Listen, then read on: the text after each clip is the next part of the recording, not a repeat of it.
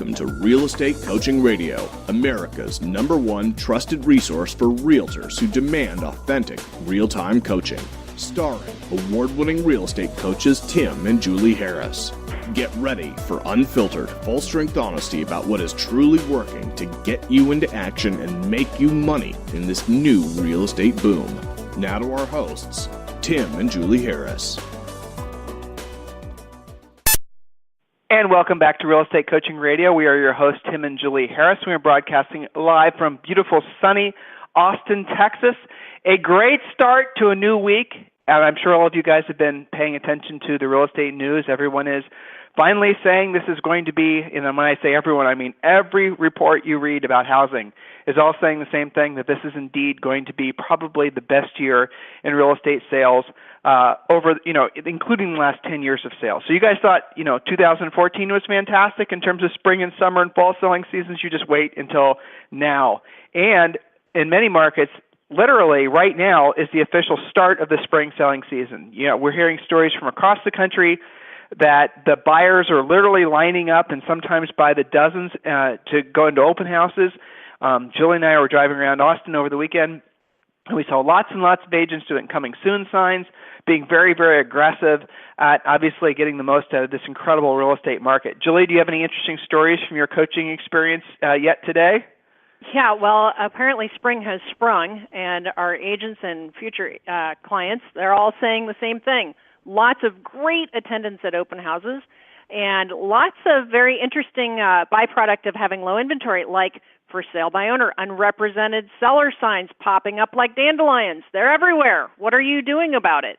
So a lot of great spring activity. The question is, are you all monetizing it the way you should be? So we're really happy we feel the collective thaw in the country, and I'm sure that spells lots of transactions for you guys over the next coming days, and we're excited for you about that.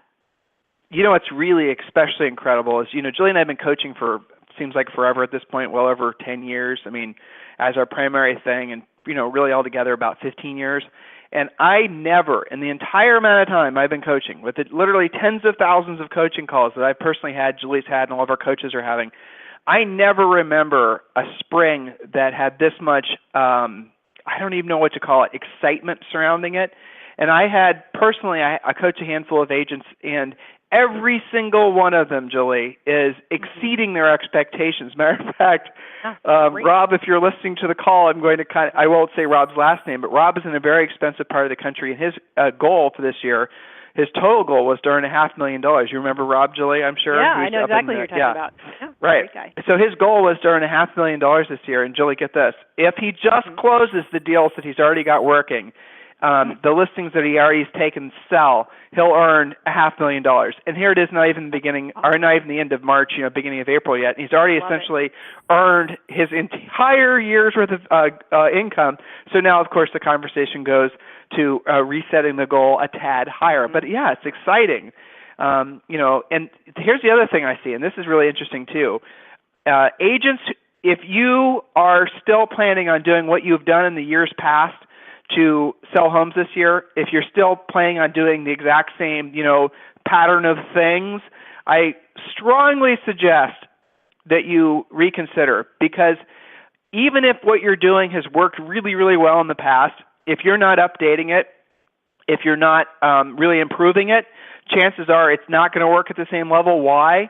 Because the other big trend that we also predicted, it wasn't difficult to predict, is the number of agents getting into the business just off the charts. Thousands and thousands of folks.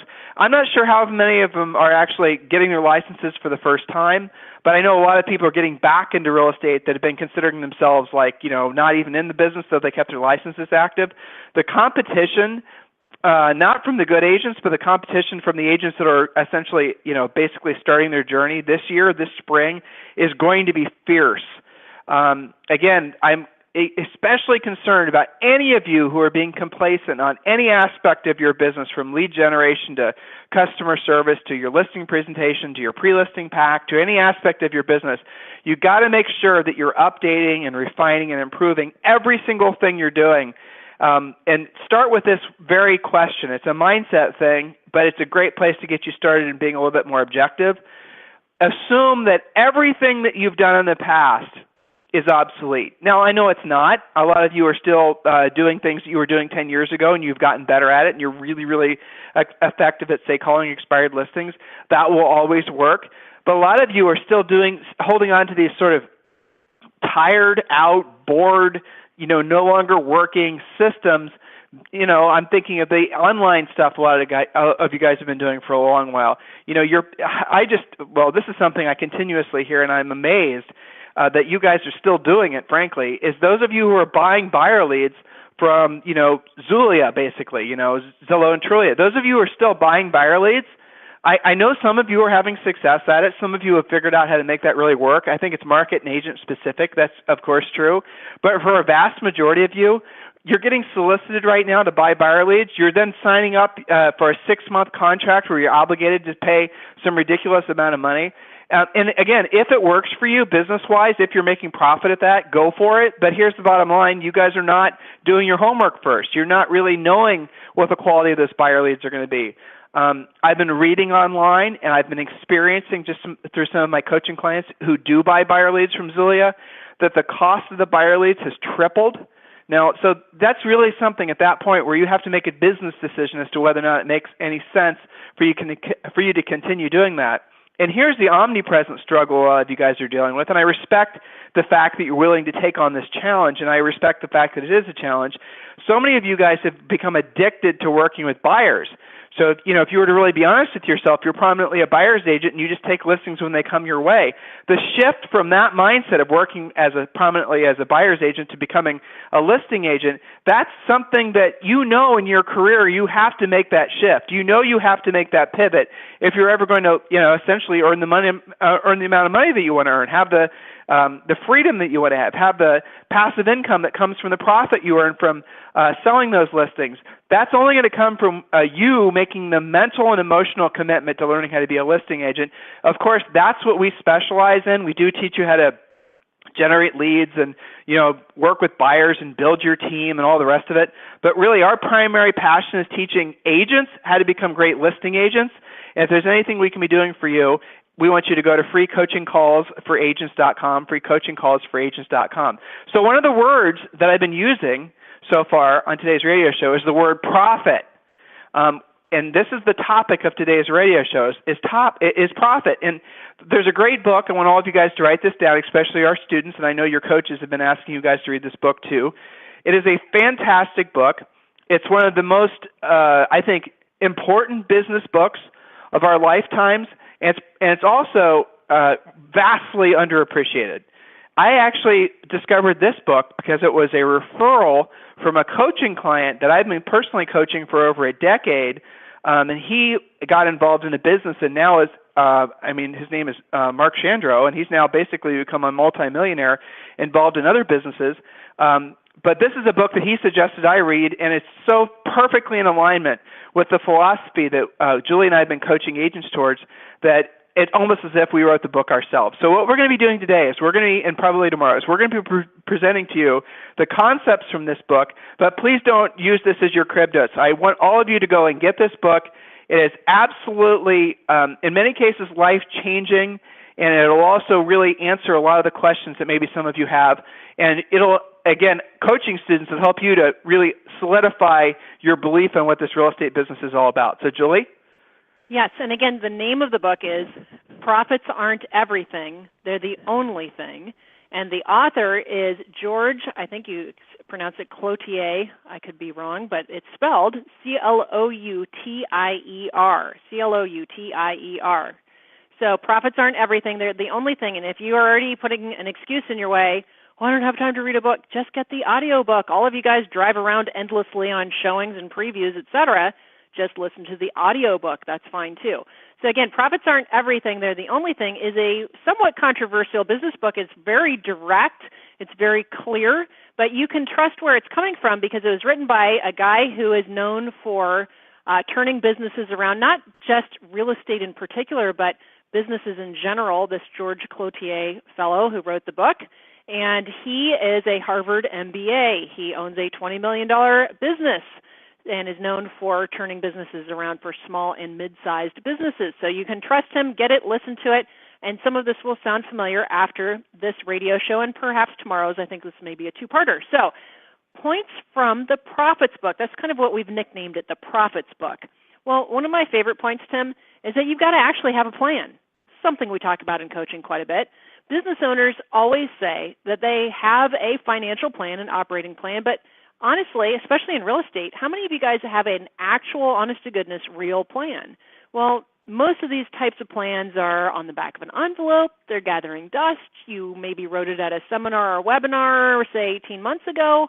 How often, if you even have a plan, how often do you look at it? When does it see the light of day? Some agents say that they have one in their head, but it only adds to the confusion and feelings of being overwhelmed when it's only in your head. So how can you implement something that's not actually in front of you? So, Tim, I wrote down some questions for our listeners to actually take action on this point from the Profits book. Question number one is, do you actually have a business plan? And is it ideally what we teach? We call our business plan the treasure map. That's got some built-in mindset to it, doesn't it? The treasure map is your business plan. And if you have that, how often do you actually look at it? Do you follow it? Is it posted? I mean, Tim, what's the difference between, a lot of agents will tell you, oh, yeah, I got a business plan. It's in my head. Or, yeah, I wrote that down on a napkin, back at that seminar I went to, versus having a real, honest-to-goodness plan written down, posted that they look at. I mean, what's the difference? I got a plan. Well, right? it's your belief. It's your belief in the plan, right? I mean, so many agents, in January they sit down with their broker, or the broker brings somebody in, and they all, they create this little one-page plan. But it's sort of like, what did you do last year? Now add 20%. There's no real belief behind the plan. It's, the essence of it goes back to a Napoleon Hill quote, right? A goal is a dream with an action plan. And the action plan part is where most business plans in the real estate space fall out. You just write down what your goals are, and that becomes in essence your business plan. Well, the action plan, again, is what we really drill down on with you guys in the Real Estate Treasure Map. Coaching students, you know what I'm talking about. Existing coaching students who have not yet completed their Real Estate Treasure Map, you need to get that done. So the bottom line is it's one thing to say you want to earn a certain amount of money. It's another thing to know why, and specifically how, and specifically in what order, and what exact actions need to be taken, on a day-to-day basis. It's a very, strangely intimate experience when you're really coming to terms with your business plan, when you're really coming to terms with your financial expectations for yourself and for your business. I think if we're being 100% transparent, Julie, the very thoughts and conversations about money are the very things that keep a lot of agents from taking their business plans seriously, because so many of them are really, embarrassed maybe in some cases that they haven't accumulated more net worth at this point in their careers, or that they've accumulated a certain amount of debt that they're not proud of. They're basically not where they thought they would be when they got into real estate, or, at some point that is going to be something that's going to, frankly, hold you guys back. So the business plan puts it all on paper, helps you to really, I think, in a lot of ways, see through your own Mickey Mouse and your own BS. And then to Julie's point, it's not just good enough to write the plan down. You got to post the plan. The worst thing you can do is just putting the business plan in your desk. That's, the old joke is your desk is because all the agents basically do these little business plans and they stick them in their desk. The desks are smarter than the agents, right? So, don't have that be true with you. Have a business plan, and then, again, follow the business plan. Follow it as accurately as you can.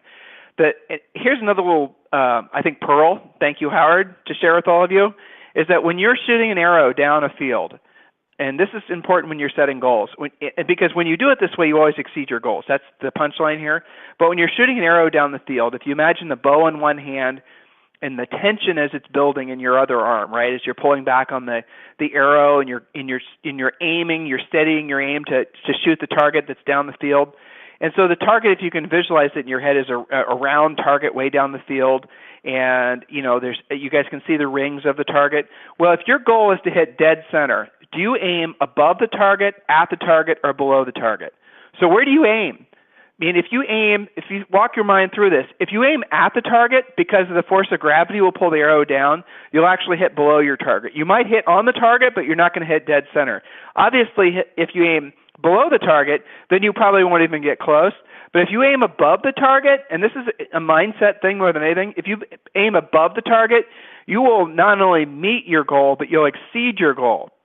Going back to the original point today, on today's radio show, a lot of you who are already exceeding your goals, it's time for you to aim a little bit higher at this point. Do it. Don't celebrate your fantastic first quarter.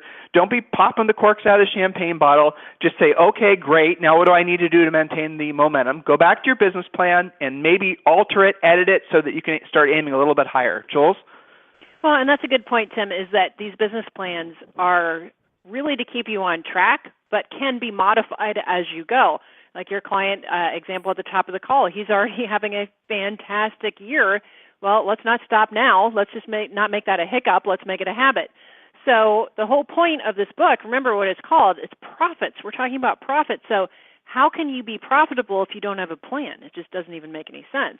Now, I'll tell you, one of the very interesting things that happens when we do the treasure map is we discover that for most agents, if you put them on the spot and you say, hey, what's your goal?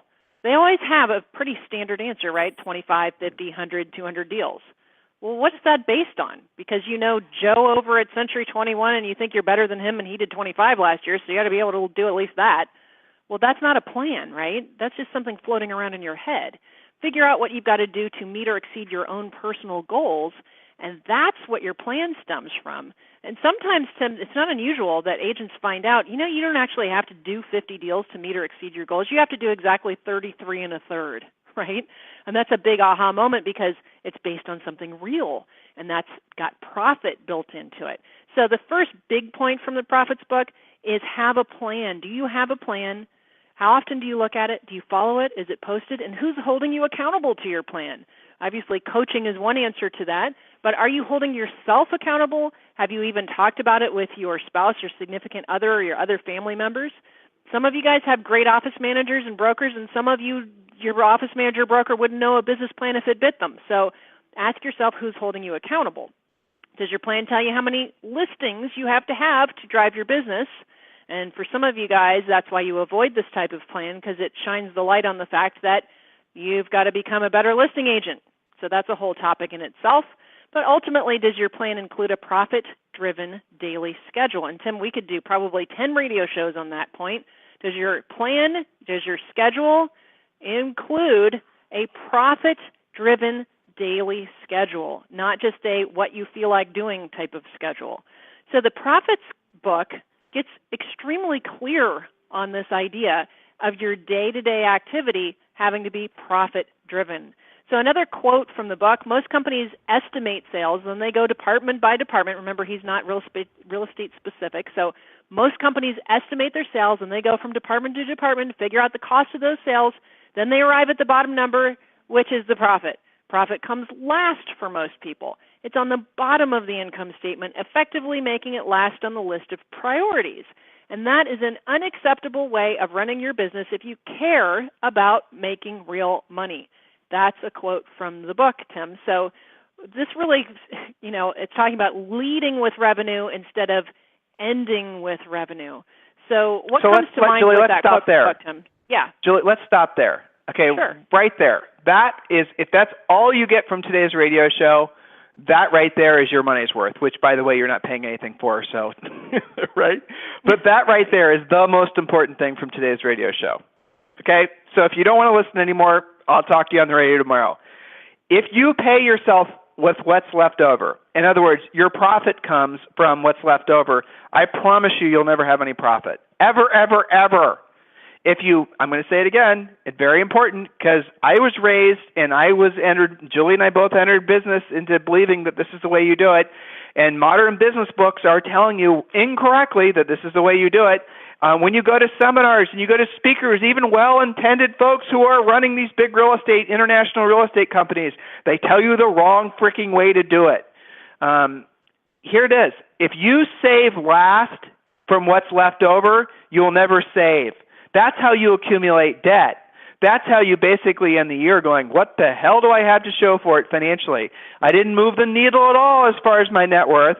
That's because you did not save first. Here's what I want you to do. Off the top of every check, off the top of every single check from every single source of income. Some of you, that's easy because you have maybe one source of income. Others of you will have many, many sources of income. You must be saving first. By first, I mean before you pay the taxes. Oh, dear God, did you say you pay yourself first before taxes? Yes, I did. Before you pay your mortgage, before you pay your whatever, you pay yourself first. You literally have to start getting in the habit of taking at least 10% off the top first before anybody else or anything else gets paid. And then obviously as you are able to create more financial independence from paying off your debt, including your house, then you can increase that. We have coaching clients that literally have no debt, have essentially their retirements more or less fully funded, have no financial, boxes yet to check. It's all done. So 100% after, basically they save virtually everything. They invest virtually everything. We have coaching clients that are now saying, okay, Tim and Julie, I've got my first house paid off, my second house paid off. I've got my kids' college educations paid for, my grandkids' college education paid for. I've got, this. I've done all the financial things you asked me to do. What's next? And another great book, guys, is Dave Ramsey's book. What is it called, Julie? The Legacy Journey. Legacy. That's another great book. Yeah. Oh, Legacy. Okay. Legacy Journey. The Legacy Journey. You're right. Dave Ramsey, right. Ramsey. Great book for those of you who are there. You've already gotten yourself to the point where things are basically paid off and you're wondering what's next, what's going to motivate me. Well, Dave Ramsey is great with that. And again, you can listen to that on audiobook, but get that book, The Legacy Journey. Right. So you'll never get there to start your own legacy journey if you don't actually learn to pay yourself first. This financial conversation is not, how many times have you guys ever heard a conversation like this happening in the halls of any real estate brokerage office? Never do people have these conversations. And that's one of the main reasons that so many realtors don't retire, but basically never accumulate any money. They're broke. In an industry where we literally have unlimited opportunity to earn so much money, help so many people, why is it that there aren't more realtors that are just plain flat rich? The reason is because they're not taught how to be. And this is not the type of wisdom that any of us ever, the vast majority of us, we don't learn this from our parents. We certainly don't learn this from school. You have to seek out this type of information. You have to be aggressive in finding financial mentors. And, as Julie and I were, and frankly, the first time that Julie and I heard this pay yourself first, we'd heard it before, but the first time it really cracked into our stubborn heads was when a really wonderful guy named Jim Duvall, who some of you from Howard Brinton will remember Jim and his wife, he sort of basically for a short while mentored me about money stuff.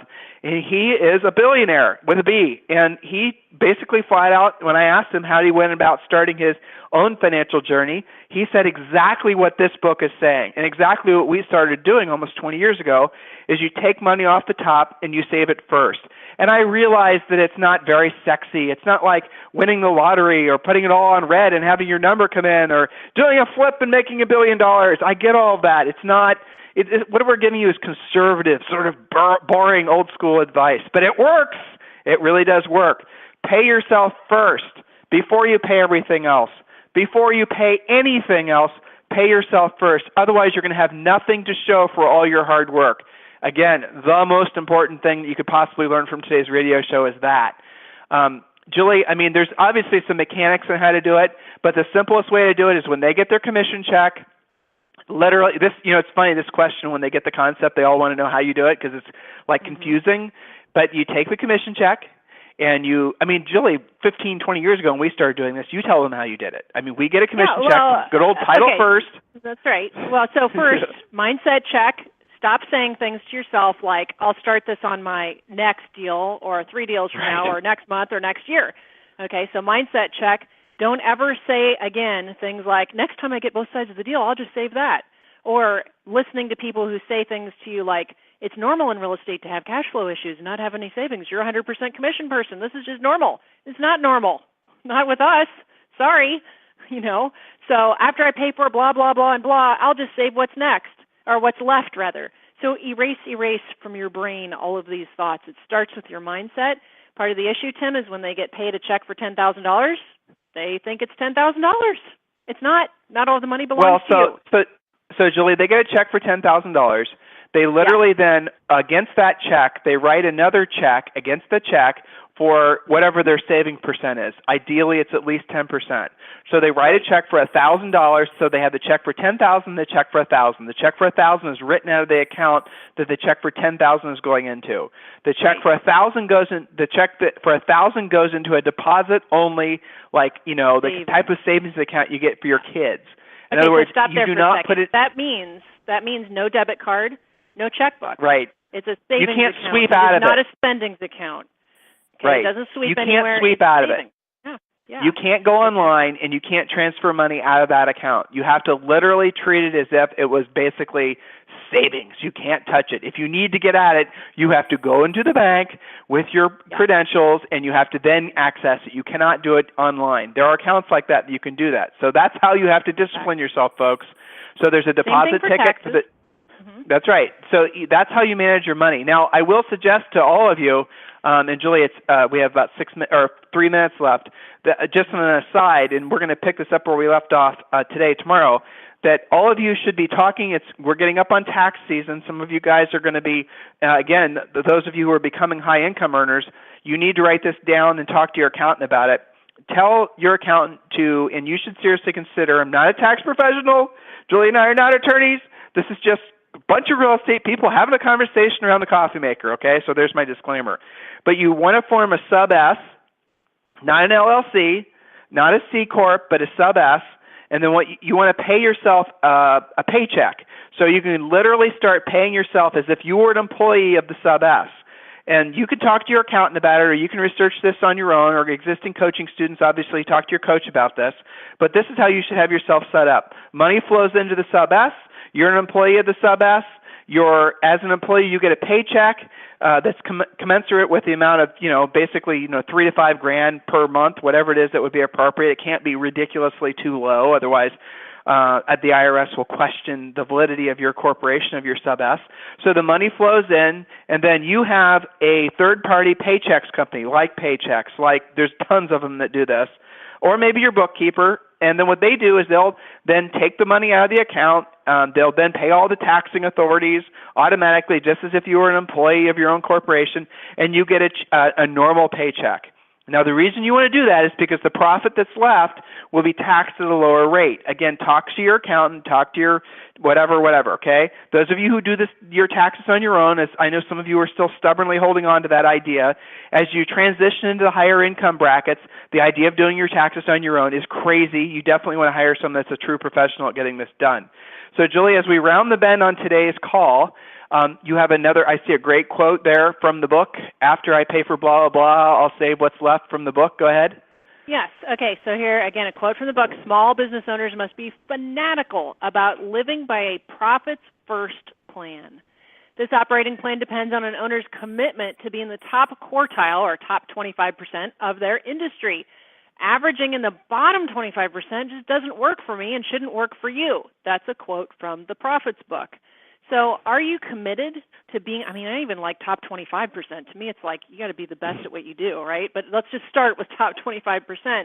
But top 25% in terms of running your business in a profitable manner. Lead with revenue instead of with expense. And Tim, I don't know how else we can impress upon all of our listeners, but really the only way we've ever seen it done, ourselves, our coaching clients, our colleagues, you got to peel that 10% minimum off the top off of every check and lead with revenue. Look at what his quote says. It's not okay to live in the bottom 25%. Small business owners must be fanatical about living by a profits-first plan. Living by it means not just every check that's over $3,500 or every third check or checks when I already feel like I'm ahead. No, every check, 10% off the top, and miraculously, Tim, it also has them earning more because they are actually plugging away at their savings, and that has many other benefits, obviously, as well.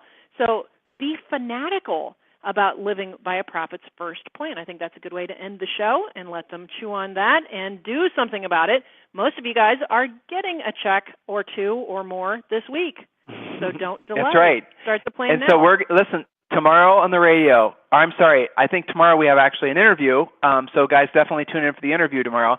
But the following day, we are going to deep dive into, and frankly, we're going to probably ruffle some feathers along this, staying on the same topic, and we are going to really, really explain to you guys why the team model, for the most part, is absolutely stupid, broken, doesn't work for most. It works for maybe in some cases the agents working on the team, but as far as the person taking the risk, the rainmaker or whatever you want to call them, absolutely a horrible way for them to build any wealth. And we're going to explain to you guys why, so you're really clear on that.